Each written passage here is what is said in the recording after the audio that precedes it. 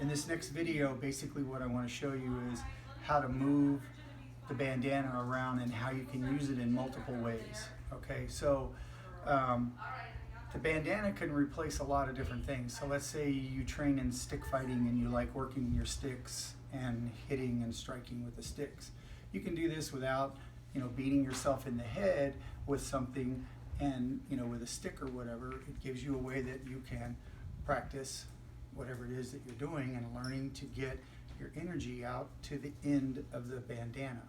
All right, just like we do with the whipping motion, we're getting our energy out to the end. The other thing is understanding how our body moves and how it works.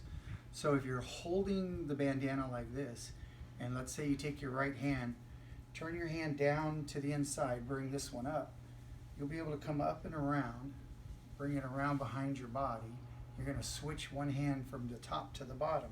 And I'm going to turn now, and now you're back to the front. And so then you simply bring this hand in and go around, bring this hand up and go around, and you bring it around the body. So I'm going to turn and show you the same thing from the back side. So I'm holding it here. My right hand comes in with the back of the hand down. I go around. I simply bring one hand back up, switch places, come around to the front. The left hand goes down with the palm, with the back of the hand to the middle, back around, turn it up, and bring it around to the front. So as you see it, so basically you're standing there and you get to where you're moving and you're doing these different things, and you start understanding how it is that you need to move depending upon how it is that you're trying to defend yourself. So when somebody grabs a hold of you, if someone has a hold of you with their arm, you can bring your arm in, turn on the person, and now they're actually behind you. Do whatever technique, but then you also need to know how to get out and unwind yourself. So you can actually do it with somebody holding on to you, but what you'd be doing is you'd be throwing that person or moving yourself around the person. But part of it too is, again, is just getting to understand this tool and how you're using this as a tool to move around your body. So let's say you want to practice somebody grabbing your wrist from behind you, and they're standing behind you and they have a hold of your wrist. You can practice the techniques that you've already been taught. So I'm going to turn around so you can see this portion of it. So a person is standing behind me and they're holding both of my wrists. I'm using the bandana just as an example of someone holding my wrist.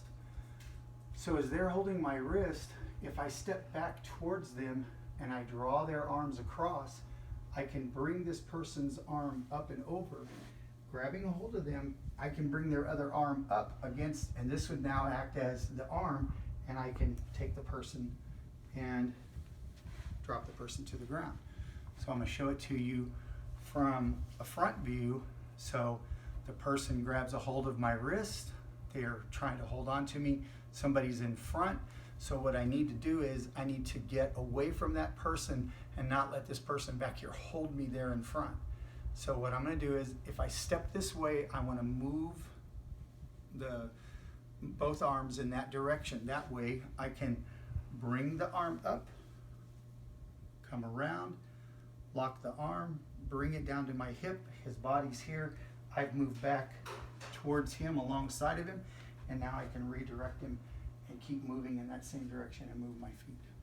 So again, all I'm trying to get you to do is understand that there are these different movements that you can do with the bandana and different ways that you can use it. So have fun with it, keep it simple.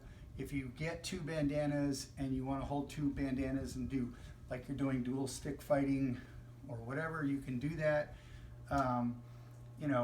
You don't have to worry about beating yourself up. If you want to practice your nunchuck skills, you can do them with any kind of shirt or towel, learning how to whip it. Now notice, when I'm doing this, I'm trying not to let my elbows come up. I'm trying to keep my elbows in. That generates power. It keeps everything focused in here. Everything we do is in here. It stays in here. If our elbows come up, it's coming up because the other one's going down, and we are redirecting and moving the person in that direction. Because once you raise an elbow, you're exposing your ribs to be hit. So normally you keep them down anyways, and you move people this way.